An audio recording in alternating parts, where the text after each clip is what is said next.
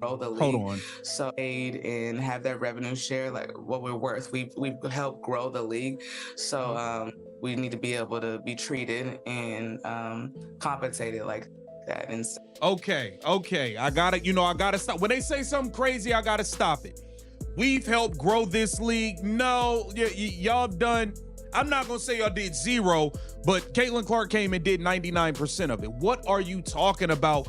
We deserve this, we deserve that. You do know, as much as all this, we've helped grow this and help grow that. You know what you haven't helped? The owners turn over a revenue and make a green dollar.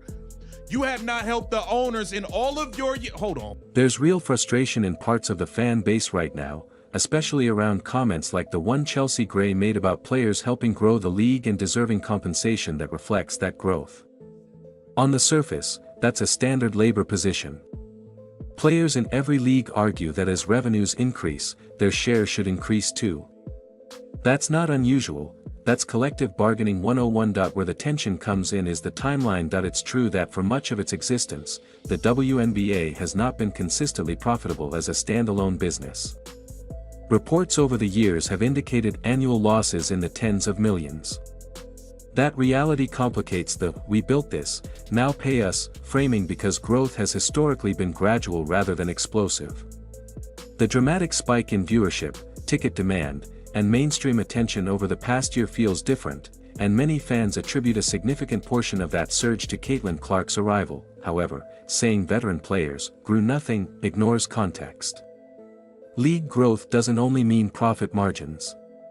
It includes maintaining operations for nearly 3 decades, building brand recognition, developing media relationships, expanding youth participation, and keeping the product viable long enough for a breakout moment to matter. If the infrastructure hadn't existed, there would have been no stage for a surge to occur. That said, it's also fair to acknowledge that star power changes economics. Sports history is full of inflection points. Magic and Bird for the NBA, Tiger Woods for golf, Serena Williams for tennis. When a transcendent draw arrives, revenue curves can bend sharply. Fans are noticing that the league's commercial spike aligns with Clark's entrance, and they're questioning narratives that spread credit evenly without acknowledging disproportionate impact. That AS for unrivaled, using its early ratings as a controlled experiment, is rhetorically powerful but analytically incomplete. Startup leagues almost always struggle with visibility, distribution, and marketing reach.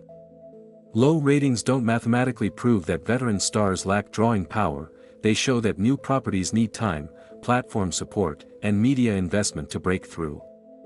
Established leagues with major broadcast backing operate in a completely different ecosystem. The broader debate isn't really about who deserves all the credit.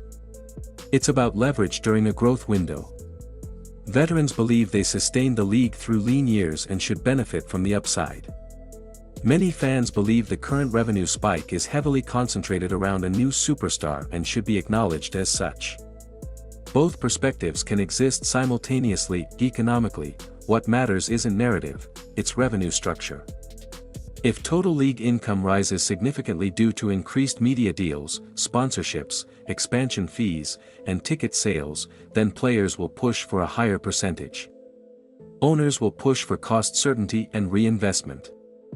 That tension is normal, the mistake is turning it into a zero-sum identity battle. The WNBA's current moment likely depends on multiple factors: long-term infrastructure built by veterans, new broadcast partnerships, expansion markets, and yes, extraordinary star-driven demand.